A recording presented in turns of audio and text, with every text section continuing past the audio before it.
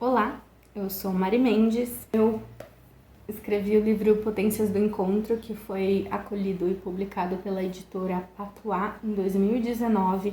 Esse livro foi contemplado pelo Prêmio Sorocaba de Literatura e, em contrapartida a esse prêmio, eu vou fazer essa oficina de contos. Para quem tiver interesse, ela vai ficar disponível aqui no YouTube de forma gratuita. Você pode acompanhar o meu trabalho pelo meu Instagram, @soumarimendes, e também os textos que eu publico no site Livre Café. Eu vou deixar tudo aqui na descrição. Mas eu também quero te conhecer, então você pode usar o espaço dos comentários para se apresentar e também colocar suas redes sociais para eu poder te acompanhar. Nesta oficina, nós vamos ver 3 hábitos que podem ajudar qualquer pessoa a se tornar um contista, a começar a escrever contos ou aperfeiçoar os contos que vem escrevendo. Esses 3 hábitos são: 1. Estudar teoria. 2. Praticar a leitura atenta. E 3. Engrenar no processo criativo. Então, eu vou trabalhar esses 3 pontos com vocês aqui nessa oficina. E ela pode ajudar você que está começando, que está querendo escrever, ainda não escreveu, ou tem alguns textos guardados e gostaria de trabalhar melhor essas histórias, ou também para você que já escreve há um tempo e gostaria de conhecer algumas ferramentas extras aí para sua prática literária. Beleza? Então, eu vou pedir o seu like para esse vídeo e também para que você compartilhe com amigos e amigas que também escrevem, para fazer essa oficina com você. Se você participa de grupos no WhatsApp, no Facebook, ou se tem colegas que escrevem também com você no Instagram, manda esse link dessa oficina para essas pessoas, para quem quiser e puder fazer com você e vocês compartilharem, tá bom? E não esquece de se apresentar lá nos comentários. Vamos começar.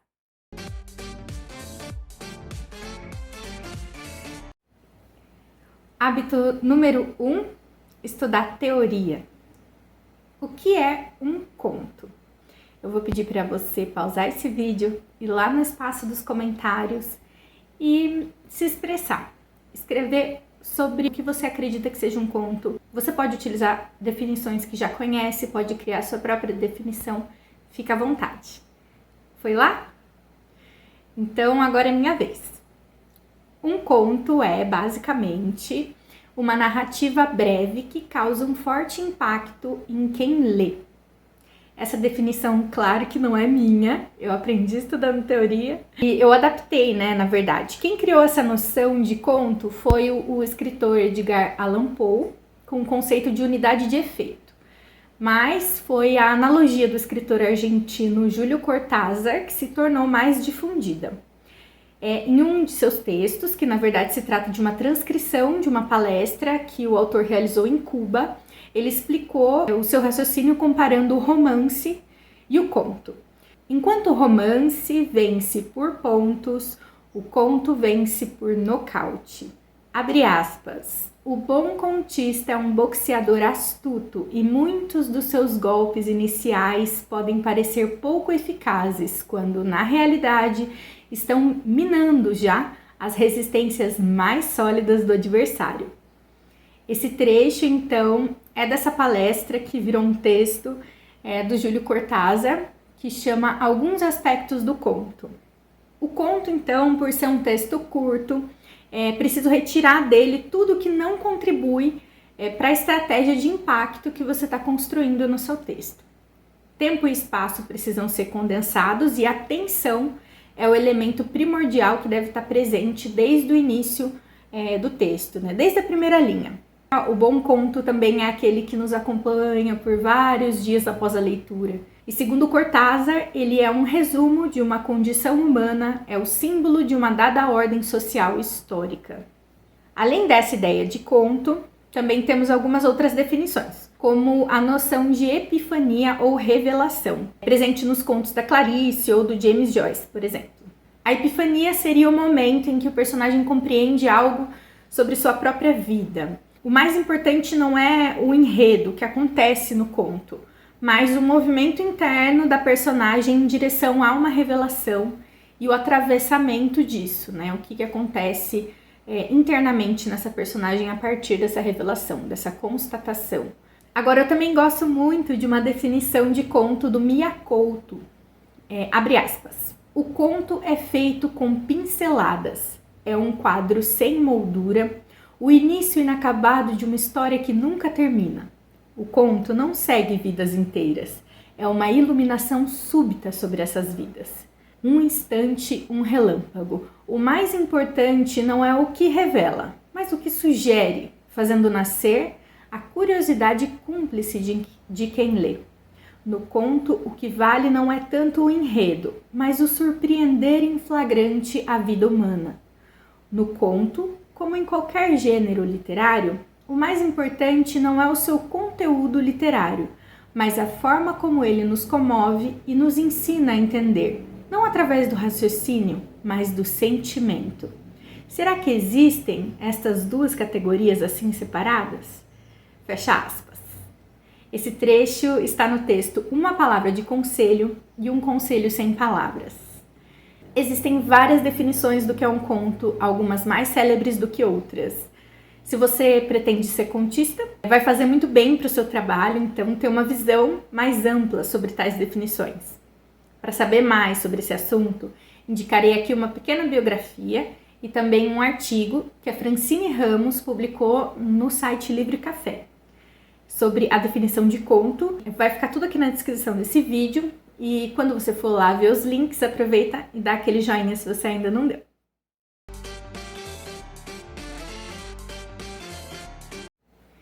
Hábito 2. Praticar a leitura atenta. Para aprender mais sobre a fina arte do conto, além de estudar a teoria e praticar a escrita, você também pode montar um time muito qualificado para ensinar você as melhores técnicas de escrita de contos. Para fazer isso, você precisa ler como quem escreve.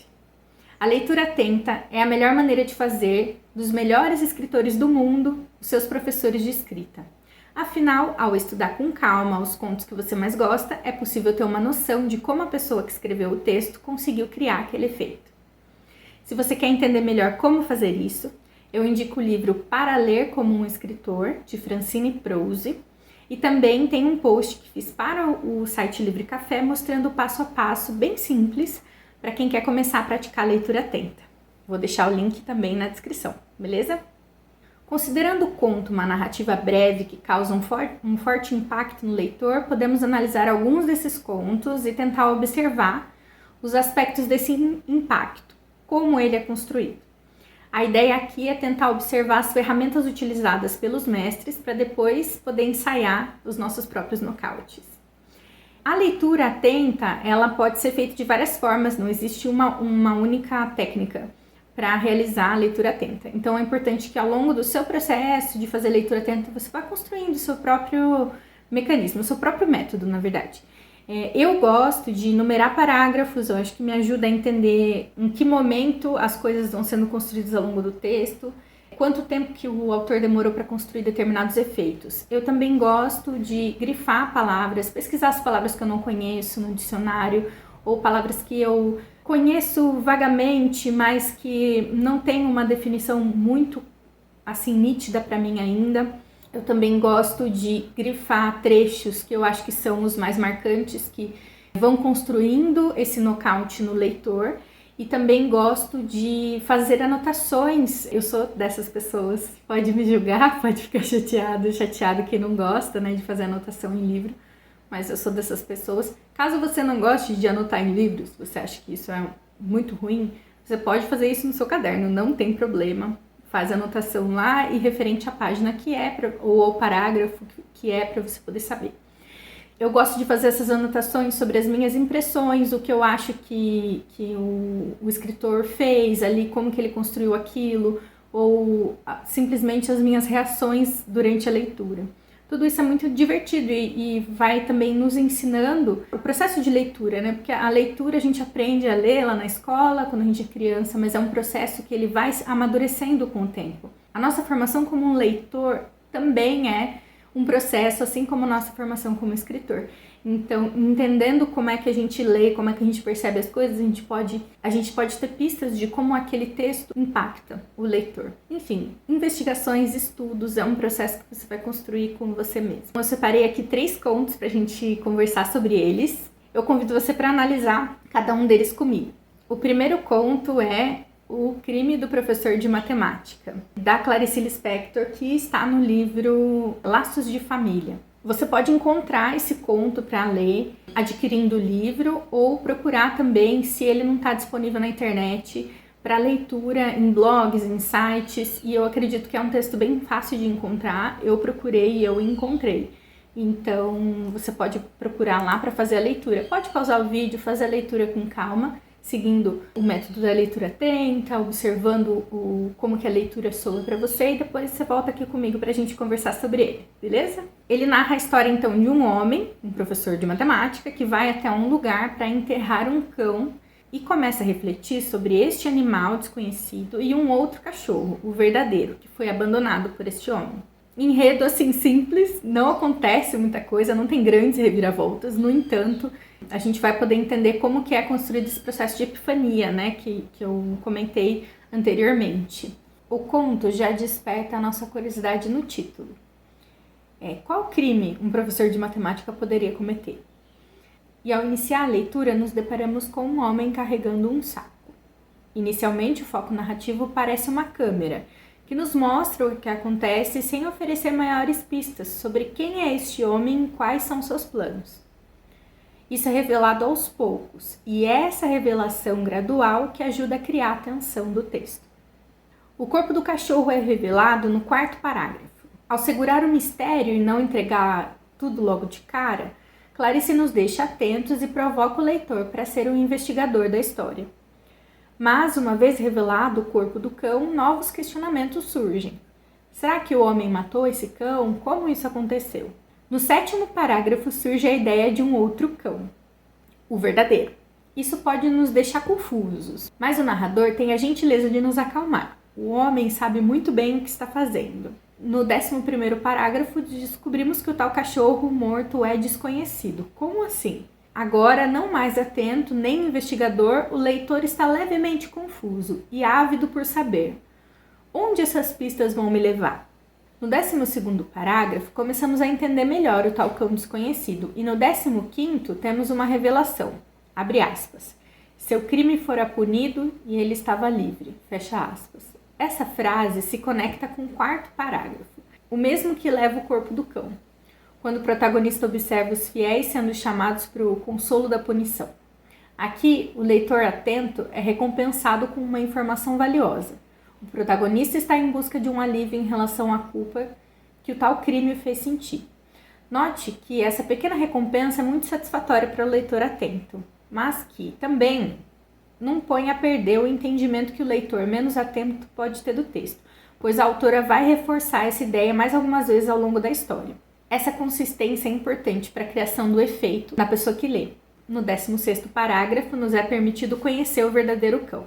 E aqui é que recebemos o primeiro golpe direto. Abre aspas. Era todos os dias um cão que se podia abandonar. Fecha aspas. Outro detalhe simbólico, que eu entendo como uma camada do texto, é o gesto do protagonista de retirar os óculos para respirar e colocá-los de volta. Eu entendo essa ação como um símbolo da fuga, ocasionada pela dificuldade do professor em lidar com a relação sincera que o cachorro ofereceu para ele. E o próprio abandono do cachorro é essa fuga, né? E no fim, o ato de bondade que ele tem de enterrar um cão desconhecido para meio que se redimir, né, do abandono do cão verdadeiro não é suficiente para aplacar sua dor. E ao desenterrar esse cão, ele revela essa impossibilidade de lidar com a culpa ou de apagar algo que ele fez e que se arrepende. Esse é o último golpe, né, que o texto traz pra gente. É um texto muito bonito e é muito sensível. Outra coisa que me chama muita atenção é que a epifania em si não elimina o nocaute. O conto que trabalha com a epifania, ele também trabalha um tipo de nocaute, porque todo o texto, de alguma forma, ele impacta quem lê.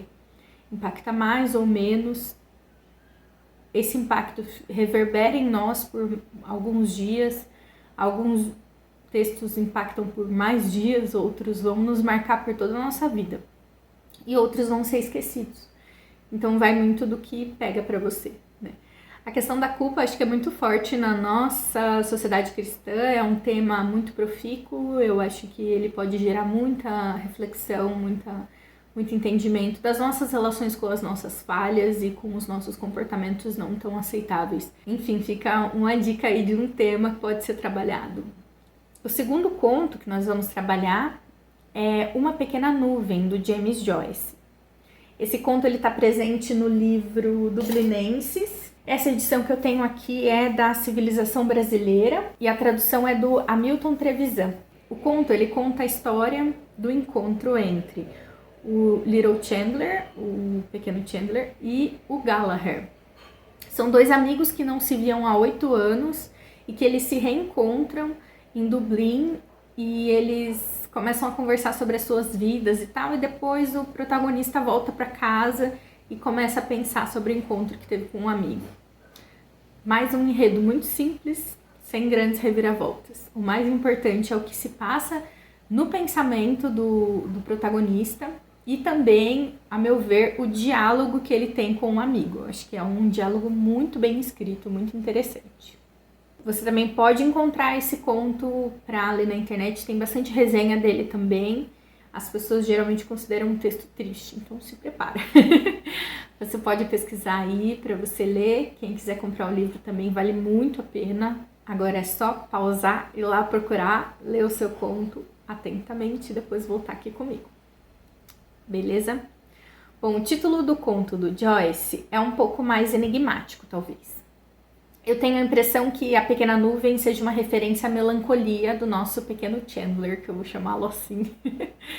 Mas eu não tenho certeza. Você tem alguma ideia de qual pode ser o significado desse título? Escreve lá nos comentários, vamos conversar sobre isso. Eu quero saber a sua opinião. O conto ele começa no íntimo dos pensamentos já do protagonista. E ele pega o pequeno Chandler pensando no amigo Galahad. Desde o primeiro parágrafo nós vemos um movimento típico de comparação, né? O protagonista se compara o tempo todo com um amigo que se deu bem trabalhando como jornalista em Londres. É interessante notar a descrição do protagonista feita no segundo parágrafo, né? Ele é um homem que não corresponde a um certo padrão de masculinidade, pelo que a gente pode entender ali do texto, né? E essa fragilidade, ela vai aparecer de novo no decorrer da história. No terceiro parágrafo, começamos a entender que esse personagem central do conto é um cara que não tá muito de bem com a vida, né? Ele é um cara ressentido. Abre aspas, sentia o quanto era inútil lutar contra o destino. Fecha aspas. Tem uma lógica de vitimização e de tentativa de justificar seu temperamento, né? Ele faz sempre esse movimento.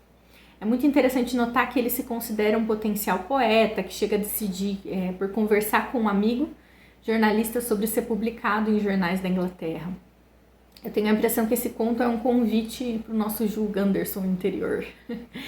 Para esse Jules Gunderson, que é esse gremlin que vive em todos nós, poder vir à tona, né? Porque ao longo do conto nós temos muitas oportunidades de considerar o protagonista um tanto autocentrado e com um sentimento de superioridade, talvez, mas um comportamento ao mesmo tempo tacanho, né? Inclusive no parágrafo 7 ele chega a ficar ruborizado ao se lembrar que um dia ofereceu ajuda ao amigo, que agora está com uma vida super bem sucedida, e em seguida se sente superior às outras pessoas, conforme lemos no parágrafo 10. Essa coisa dele se ruborizar também acontece várias vezes ao longo do texto. Talvez isso tenha um significado maior, eu não sei se os homens considerados afeminados, eles tinham essa coisa de ficar ruborizados, que é uma característica geralmente que é uma descrição mais das mulheres, né? No parágrafo 13 é muito curioso a parte que ele entra no estabelecimento onde vai encontrar com um amigo. Ele sente que está sendo observado, disfarça, olha para um lado, olha para o outro. Em seguida ele percebe que ninguém está prestando atenção nele. Tadinho do nosso pequeno Chandler, né? Enfim. A parte do diálogo entre os dois é primorosa, é a minha parte preferida do texto. Ambos começam muito polidos, assim, e o Galahad super humilde, falando do uísque, que o uísque da Inglaterra não é tão bom, né? Só que a conversa vai ficando um pouco mais árida, assim, eles vão trocando algumas farpas, né? As pinceladas do Joyce são muito precisas. O narrador onisciente também nos ajuda a comparar os dois amigos, né? No gosto pela bebida, mais ou menos diluída, e também na forma como se relacionam com o garçom. Enquanto o Galahad tem super facilidade em chamar o garçom, o Little Chandler, por não frequentar muito aquele espaço, ele sente mais dificuldade. Então, apesar do amigo estar 8 anos fora, ele está em outro país trabalhando super bem sucedido, mesmo assim ele se sente mais à vontade, consegue se relacionar melhor, chama o garçom pelo nome. Ao contrário do amigo que está em Dublin, mas que não tem esse traquejo, não tem essa vivência. Esse bar aparentemente é um lugar bem badalado da cidade. Então no parágrafo 39 nós temos o Chandler já reparando no sotaque do amigo, começando a ficar um pouco mais desconfortável, ao mesmo tempo que ele considera o amigo um cara bem sucedido, viajado, bem vestido, uma figura respeitável. O jeito dele falar incomoda. Eu acredito que nesse caso apareça uma relação dúbia, né, entre os irlandeses com a cultura dos ingleses, né, que existe uma certa rivalidade ali, de admiração e de desprezo ali misturados. Uma relação, enfim, problemática. E que tem raízes históricas, políticas e sociais, né. Em seguida vem a citação do sentimento base desse conto, a inveja. A conversa deles começa a se tornar um pouco mais rica, né, nas sugestões, e você começa a entender o que eles estão dizendo um para o outro nas entrelinhas da conversa, né, as trocas de farpas. Em seguida, eles discutem a questão da moralidade, muito relevante para o desfecho do conto, a meu ver. Mas o jornalista escolhe, de repente, mudar de assunto, né? Ah, mas me fale de você, ele diz para o pequeno Chandler. É importante também considerar que é nessa hora que ele tá falando da moralidade, que ele acende o cigarro e tem aquela questão da fumaça. A referência à pequena nuvem pode ser sobre isso, esse momento em que ele tá contando todos os segredos dessas pessoas poderosas pro pequeno Chandler, e nesse momento eles estão envoltos da fumaça do charuto, né? Então talvez seja essa pequena nuvem. É muito interessante que ele não entra em detalhes, né, o narrador. Nesse momento ele só conta, ele não nos deixa ouvir as grandes fofocas. Então a gente também fica querendo saber, né? É muito interessante que depois que o jornalista escolhe mudar de assunto e escolhe ouvir um pouco sobre o pequeno Chandler, a conversa começa a ficar um pouco mais constrangedora. Principalmente quando o Chandler diz que tem um filho e o Galahad explode com o bravo, nunca duvidei de você, né? E aí nós temos uma conexão com a descrição do protagonista como um homem fora do padrão. Se o Galahad nunca duvidou do Little Chandler, quem duvidou e por quê, né? Será que ele era considerado um cara queer, um cara não era muito másculo, que não performava masculinidade como a sociedade esperava dele, né? E aí depois disso o Chandler convida o amigo para conhecer sua família e o Galahad resgata o famoso vamos marcar. E começa a soltar várias expressões em francês nessa parte. Eu acho que ele fala 2 ou 3 expressões em francês. Eu acho muito interessante ele ter feito isso, porque parece meio que uma provocação e uma forma dele se autoafirmar, né? Trazendo a França de novo ali para a conversa de uma forma indireta, né? Porque ele causa certo tensionamento entre os dois, né? Essa coisa da vivência dele na França. No parágrafo 86, nós percebemos que o Chandler já tá alcoolizado, já que ele é fraco para bebida, né? E considera esse encontro do seu amigo uma aventura. Eu achei me chamou muita atenção isso, né? Só o fato dele conversar com o Galahad para ele já é considerado uma aventura. Isso nos dá uma noção de quanto que a vida dele é pacata. E ele continua então se comparando com o amigo. E também ele sente essa sensação de injustiça, de que ele foi injustiçado. O pequeno Chandler se coloca numa condição, sentido mesmo, de invejoso total, né? Do tipo, eu sou mais bem nascido, minha educação é melhor, eu sou muito melhor do que ele, por que ele tá fazendo sucesso e não eu? Ele basicamente fica assim, se mordendo de inveja, né? E é nesse momento, quando o pequeno Chandler se sente humilhado e com a inveja a níveis muito mais altos que o álcool no seu sangue, ele afirma que o Galahad vai se casar em algum momento. E mais, ele meio que diz ao amigo que ele é igual a todo mundo e que uma hora vai pôr a cabeça no saco, como eles dizem. Nesse momento, ele percebe que se traiu e deixou escapar a inveja. Escorre um pouco de veneno aqui. Mas é interessante que em seguida o jornalista acaba também se traindo, né? Porque ele começa a dizer, mas se eu for me casar vai ser com uma mulher rica e por interesse, você vai ver. No parágrafo 103 tem um corte Eu gosto muito desse corte, porque os dois estão conversando. A última coisa, quer ver? A última coisa que o Gallagher fala, o trecho final, né? Mas não tenho pressa, nem sequer me imagino acorrentado a uma única mulher. Fingiu estar degustando alguma coisa e fez uma careta. Acaba ficando rançoso, creio eu.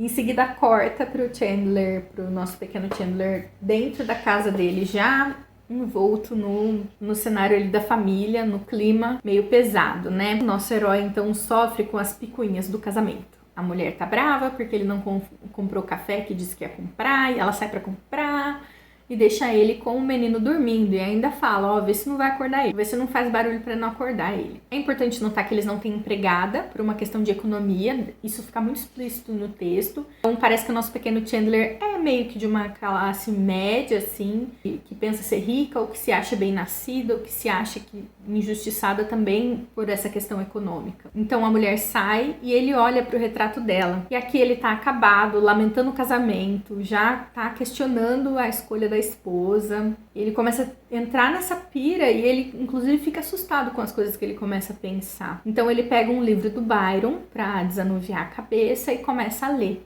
Ele deseja então escrever um poema, ele fica inspirado. É um momento em que ele tem o ímpeto de realmente ser quem ele deseja ser. Mas aí a criança acorda e começa a chorar.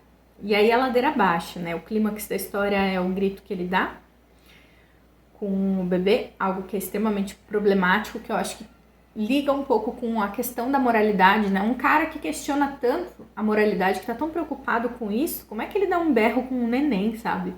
Então, tem essa contradição, né? Da maneira como ele se vê e a maneira como ele age, como a gente observa ele agir. A esposa chega, né? Então, e acalma o bebê e o nosso pequeno Chandler fica lá, amuado num canto, cheio de remorso. A gente termina o texto tão arrasado quanto ele, né? Eu quero que você conte pra mim o que você achou desse conto lá nos comentários. Então, o terceiro conto é A Caçada, de Lígia Fagundes Telles. A edição que eu tenho aqui faz parte do Antes do Baile Verde, saiu pela Companhia das Letras. Esse livro ele foi distribuído por um programa do governo do estado de São Paulo, então se você é do estado de São Paulo, é muito mais fácil de achar esse livro porque ele foi distribuído nas escolas. É muito fácil de encontrar em bibliotecas, em escolas, em lugares para comprar também. E você pode procurar também o conto separadamente na internet para fazer a leitura, tá bom? Dá uma pausinha, vai lá fazer a sua leitura atenta e depois você volta aqui comigo. Inclusive tem um vídeo do programa Provocações, no qual o Abu Janra, ele faz uma leitura desse conto. Eu gosto muito desse vídeo, eu vou deixar aqui também na descrição. Mais um conto com um enredo relativamente simples. Um homem entra numa loja de antiguidades e fica obcecado por uma tapeçaria. Ele começa a ir várias vezes nessa loja de antiguidades até o momento em que ele entra, de fato, na cena que está sendo representada na tapeçaria. E aí a gente vai conversar então sobre esse conto. O título ele nos faz pensar em uma caçada tradicional. Só depois que nós vamos entender que se trata da representação de uma caçada em uma tapeçaria e que acaba se tornando uma outra caçada. O que vocês acham? Escreve lá nos comentários o que você acha. O conto então começa no movimento, né? Uma vida acontecendo ali e nós nos sentimos chegando, testemunhando. É muito importante notar a forma magistral como a Lígia faz isso nesse conto. A descrição dos gestos da dona da loja é muito boa. Ela tira o grampo do cabelo e limpa as unhas no terceiro parágrafo e volta a fazer isso de novo em algum momento do texto, né? E esse tipo de gesto, ele, muito comum, muito corriqueiro, ele nos faz visualizar a história com mais facilidade, né? Em apenas 3 parágrafos, do 6º ao 8º, nós entendemos por meio do diálogo entre as personagens que aquela não é a primeira vez que o homem está na loja. Veja, em vez de recorrer a um narrador palestrinha, famoso narrador palestrinha, que vai explicar algo do tipo, era a 3ª vez que o homem ia na loja de antiguidades naquela mesma semana.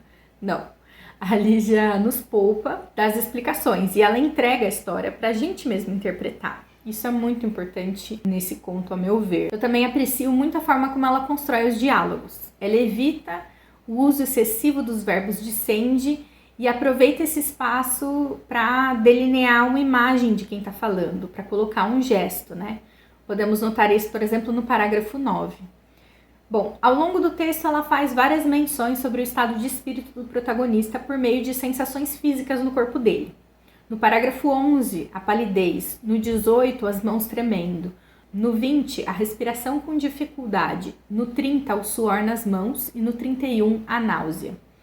Quando Lígia coloca esses detalhes no texto, ela nos convida a ver a agonia do homem e sentir com ele também. Visualizar com mais nitidez. Ela nos mostra o seu sofrimento. Aqui eu acho importante notar que, então, talvez seja um bom exercício ao escrever uma história, tentar visualizar essa história como se fosse um filme na sua cabeça. Quanto mais nítida a história está em imagens na sua cabeça, mais fácil vai ser para você construir essas imagens na hora de escrever.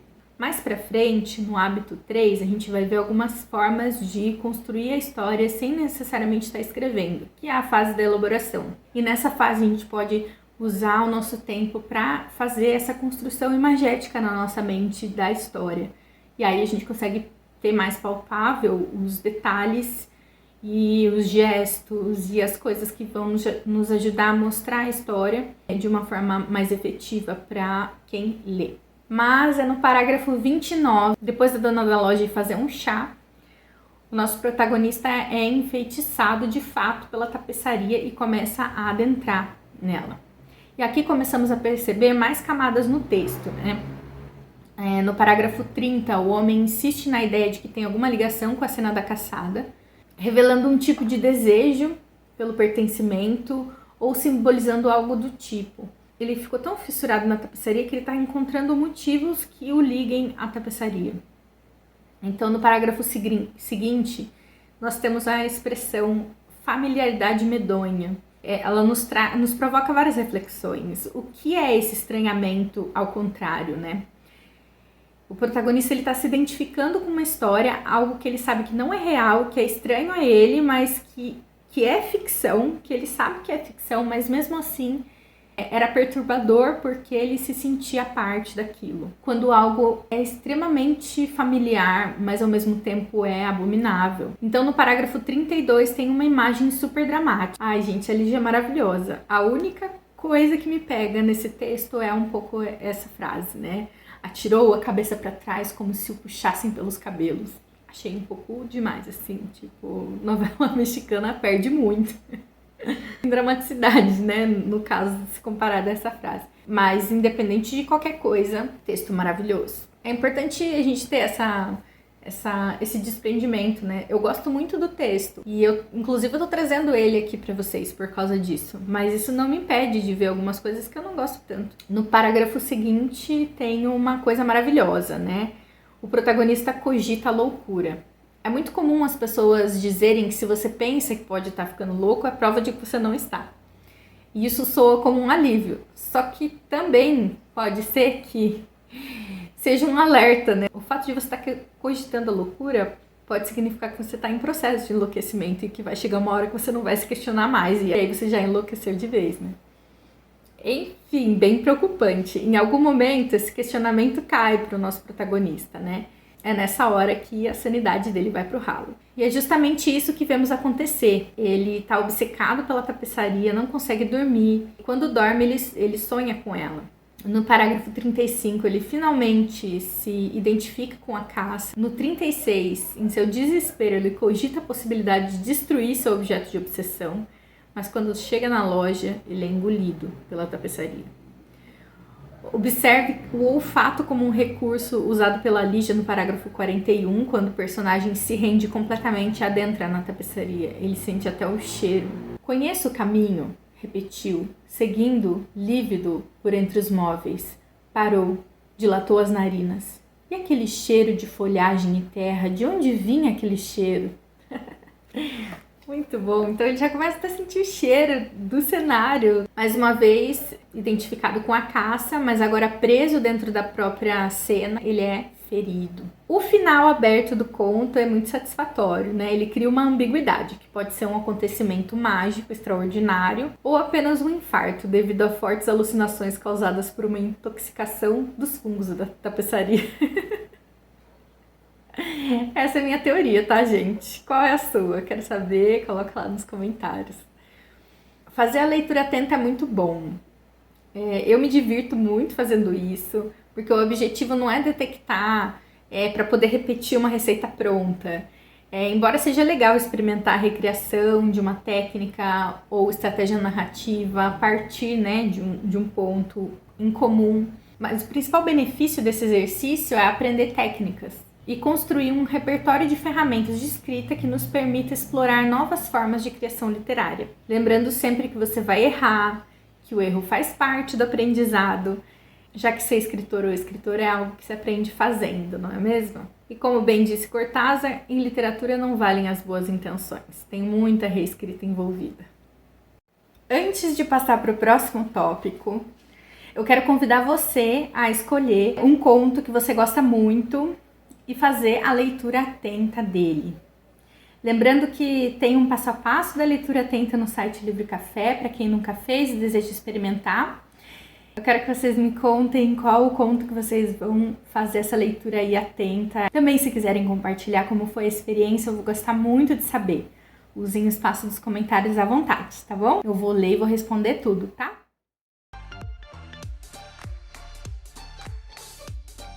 Hábito 3, engrenar no processo criativo. Escrever vai além de sentar e escrever. Polêmica. Eu vou entrar nessa polêmica sim, porque há quem diga categoricamente que você deve escrever todos os dias sem falta. Às vezes delimitam até uma quantidade e tal.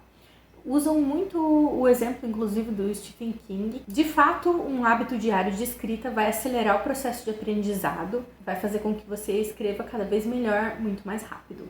A questão é que, antes de repetir uma regra padrão, que funciona para pessoas que têm realidades diferentes da nossa, a gente precisa considerar que a nossa rotina é diferente, as nossas condições são diferentes, a gente não precisa ser tão cruel e tão exigente com a gente mesmo. Seria incrível se todas as pessoas tivessem as mesmas oportunidades, né, de fazer da escrita o centro de suas vidas, mas acontece que a realidade da imensa maioria das pessoas no nosso país não é essa.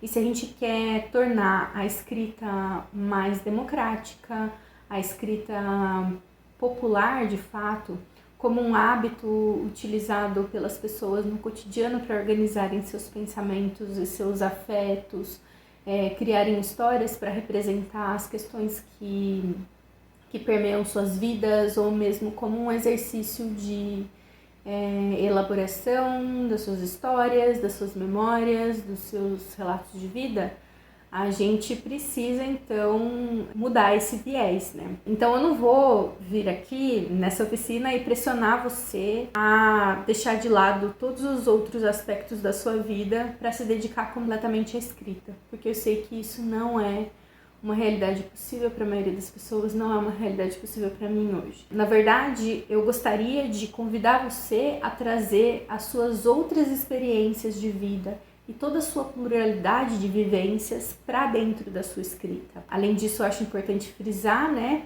algo que é pouco dito no meio literário e faz com que muitas pessoas, muitos escritores, muitas escritoras se sintam culpados por não produzir tanto e também se sintam impelidos a manter um ritmo de produtividade que prejudica a qualidade do texto e também prejudica o ciclo criativo desses escritores e escritoras. A realidade é que você não é escritor ou escritora apenas no momento exato que você está digitando no teclado ou que você está com a caneta no papel. O processo de escrita ele é muito mais amplo e muito mais complexo.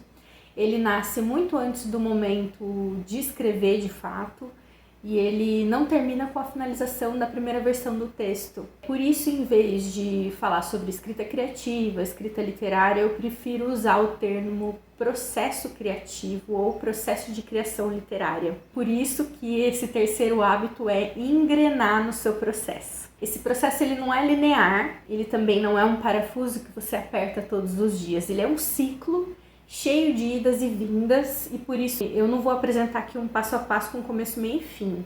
O processo de criação literária também não é padronizado. O que funciona para mim pode não funcionar para você. Por isso eu não vou oferecer um conjunto de regras que você deve seguir, mas sim eu vou compartilhar algumas das coisas que fazem sentido para mim e que costumam aparecer no meu processo criativo para que você possa experimentar, se você quiser, se você puder, e a partir dele construir o seu próprio processo criativo. Eu desejo que você encontre aqui caminhos de investigação desse seu processo, dos seus próprios ciclos, e que esses caminhos te ajudem a engrenar aí na criação literária. Beleza? Acervo de ideias. O acervo de ideias é o maior tesouro que você pode ter. Nele você guarda todo o ouro, que será matéria-prima para a confecção das suas histórias. O acervo pode ser único ou variado. Diários de escrita, cadernos, blocos de nota, uma pasta de posts salvos no Instagram, um quadro no Trello, enfim. Você pode usar qualquer plataforma que seja mais viável para você, pode ser multiplataforma.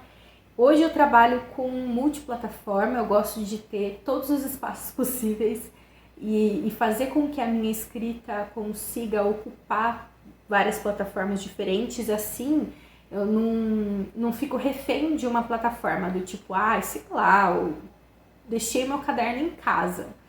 Oh meu Deus, e agora eu vou perder essa ideia para sempre? Não, eu uso bloco de notas do celular. Não tem bloco de notas do celular? Eu vou anotar em algum... não vou me prender a isso. Eu sei que parece estranho, mas é que quando a gente se habitua muito a anotar as nossas ideias em um único lugar, de uma única forma, num único método, a gente acaba se tornando refém disso e acaba causando problemas, enfim, se a gente não tem uma certa flexibilidade. Neste acervo, você tem a oportunidade de utilizar as anotações como ferramentas de trabalho e também de investigação sobre o seu próprio processo criativo. Eu tenho praticado diário de escrita como um espaço para conversar comigo mesma sobre o projeto no qual estou trabalhando.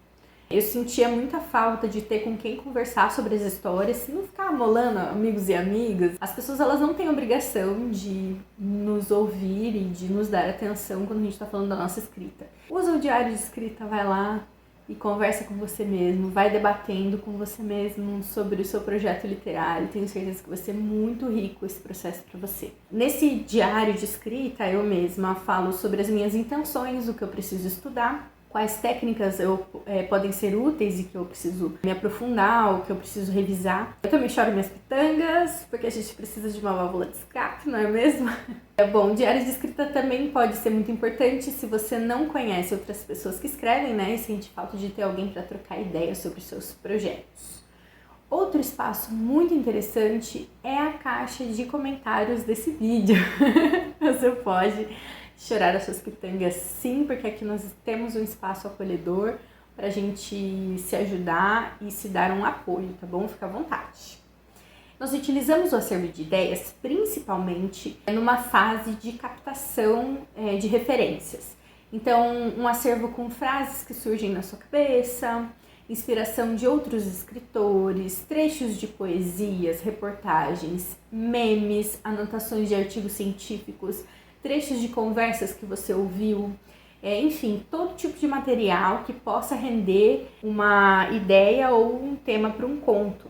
Importante lembrar que para Cortázar, um bom tema é como um sol em torno do qual gravitam uma série de imagens, ideias, noções e sentimentos que despertam no leitor uma sensação de vertigem.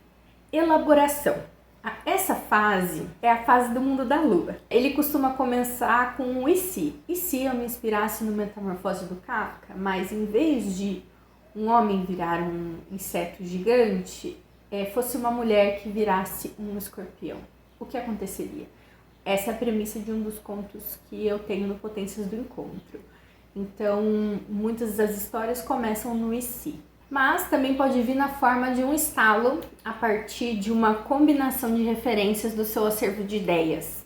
Pode nascer de um sonho ou até mesmo de uma conversa com um parente. Às vezes é só uma sequência de frases que vem à mente. Essa fase de criação requer tempo para pensar. Os meus preferidos são quando eu estou fazendo um serviço doméstico de rotina, como lavar a louça, lavar roupa, os 30 minutos ali antes de dormir, com o corpo relaxado, deixando a mente devagar, durante uma caminhada, quando o corpo está se movimentando e o cérebro recebe bastante oxigênio. Inclusive, quando você tiver algum bloqueio criativo, eu sugiro que você vá caminhar pensando na sua história. Acredite, é incrível. Durante esse tempo, eu também costumo captar o mood da história, tipo, qual vai ser o sentimento que vai permear todo aquele conto, né? E eu posso escrever o meu conto sem escrever. Eu posso começar a esboçar a história sem colocar necessariamente no papel. É o momento de confabular, de amadurecer a ideia do conto. Estruturação. A fase de estruturação do conto também é muito importante, né, para mim. Ela se resume em colocar no papel o que eu quero contar, anotar minhas intenções sobre as camadas do texto e arquitetar essa estrutura no papel. É aqui que eu preparo as camadas do nocaute, ou que eu começo a arquitetar como que eu vou construir esse impacto. Algumas dessas camadas são enredo, o que acontece objetivamente durante o conto, qual a trama, ela vai ser densa, rica ou minimalista e delicada. A camada simbólica, que vai além daquela significação direta, então é importante considerar isso para você construir conscientemente o campo simbólico dos seus textos, tá? Existe uma camada também ideológica, né, que contempla o que a história defende, então qual é a ideologia que está sendo reproduzida ali. E aqui eu afirmo, não existe uma literatura neutra, pois o seu texto sempre vai reforçar algum tipo de ideia. Então é melhor fazer isso de maneira consciente, com responsabilidade e cuidado. Lembrando que a neutralidade também é um posicionamento. Decidir evitar certas discussões também é uma forma de se posicionar. Tem a camada dos afetos, que é pra gente pensar quais são os sentimentos despertados por esse texto, né? Quais paixões o seu texto toca, quais afetos ele traz à tona. Então a gente viu, por exemplo, o caso do James Joyce, que foi a inveja muito explícito. No conto da Clarice eu colocaria que talvez seja a questão da culpa. E no texto da Lígia Fagundes Telles, eu consideraria que é a loucura, a obsessão. Talvez mais a obsessão, né? O sentimento, o desespero de se perder, talvez. Ai, gente, coloca nos comentários o que vocês acham. Aí também tem a camada da linguagem, que é onde você faz a escolha de quais palavras utilizar, como que você vai utilizar a pontuação. Com tudo isso, você arquiteta também o ritmo, né, que você quer que o seu texto tenha para quem vai ler. E se você faz um texto com um ritmo mais acelerado, ele vai causar um determinado efeito. Se você faz um texto um pouco com uma linguagem mais barroca, mais revolteada, mais cheia de querer, aí você vai causar um outro efeito. É sempre importante estar consciente de todos esses aspectos das suas histórias. Quando eu escrevi o Potências do Encontro, eu ainda não tinha conhecimento de todas essas camadas. Hoje em dia, eu mudaria muitos dos contos que estão ali. É um livro que foi publicado em 2019, portanto, fazem 3 anos. E nesse tempo, só de eu praticar esses 3 hábitos que eu tô falando para vocês aqui nessa oficina, já mudou muito a minha percepção e a forma como eu produzo os meus contos. Todos nós estamos em processo de formação como escritores, não existe escritor pronto. Bom, estas camadas são geralmente trabalhadas antes, durante e depois da primeira versão do seu conto.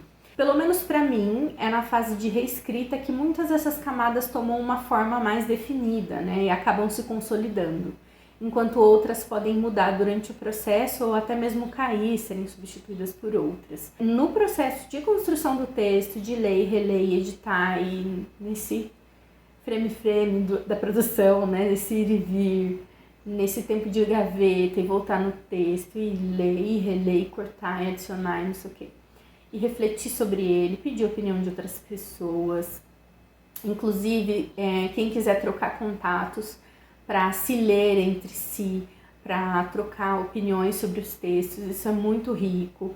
Eu acho que é um exercício também muito importante para a nossa humildade e também para a nossa formação como escritores e escritoras, é saber ouvir a opinião das pessoas sobre o nosso texto de uma maneira madura, sabe? E eu acho que também pra gente melhorar, né? Pra gente ir se aprimorando e tal.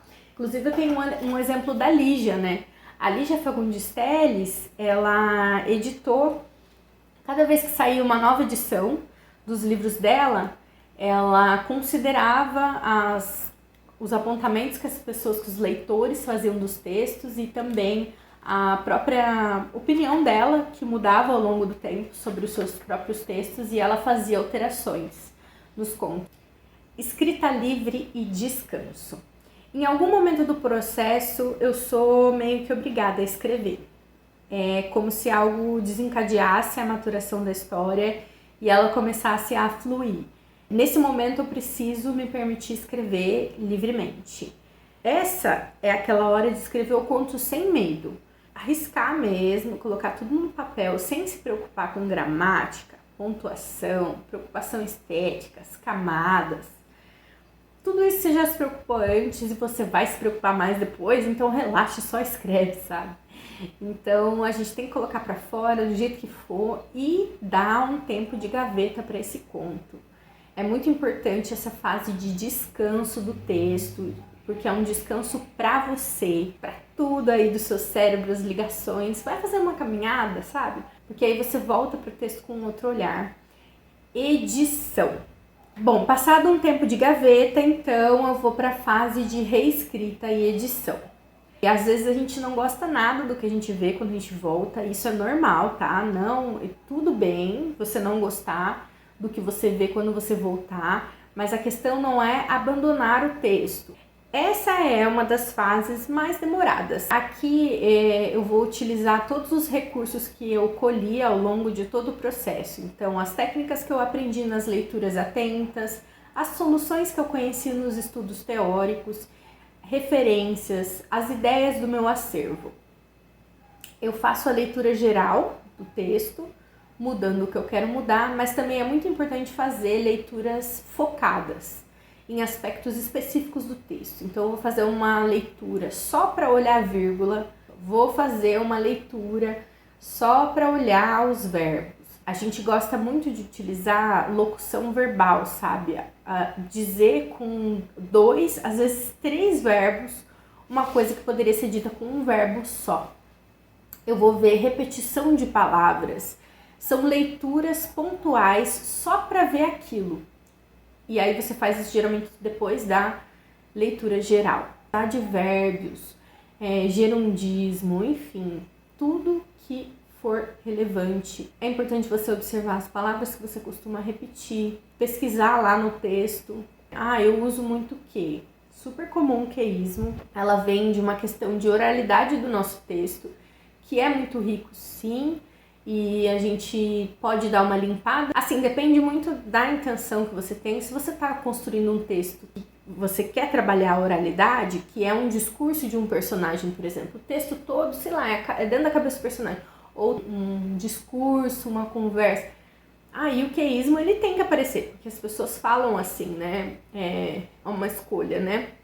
E se tiver dentro dos seus objetivos com o texto, você pode ir limpando um pouco do que para diminuir o incômodo na hora da leitura, né? Você também pode fazer leituras específicas para observar as camadas do texto. Então, eu vou ler o conto só para observar quais os símbolos que eu trabalhei, se eles estão fazendo sentido, se eles podem significar alguma coisa além do que eu planejei. Tipo, se você coloca a questão do escorpião. Então, eu coloquei uma mulher que se transforma no escorpião. Hoje, um escorpião, ele representa uma praga urbana que que as pessoas têm medo, é um animal peçonhento, que as pessoas têm medo, e existe uma campanha urbana para dizimar esse animal das cidades, porque ele é considerado perigoso.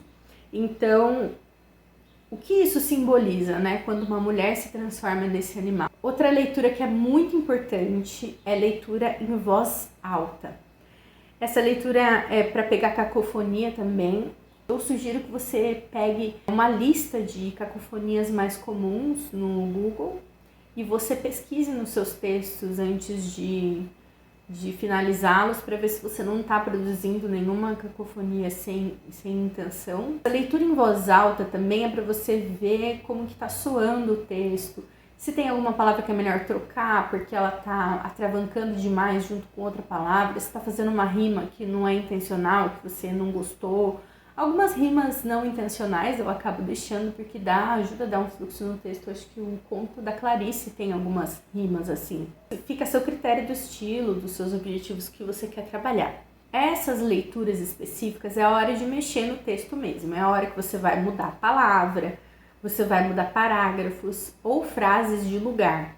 Você vai adicionar um acontecimento, um detalhe, um objeto ou retirar. Você pode alterar uma descrição, mudar um diálogo, inclusive e principalmente cortar palavras, cenas, personagens, detalhes, tudo que estiver sobrando e que não contribua para o efeito de impacto que você quer causar com esse conto. É o momento dos ajustes, né? Com foco na sua estratégia. Então, tudo que não contribuir para nocautear o leitor deve ser ajustado ou eliminado do texto. Agora é com você.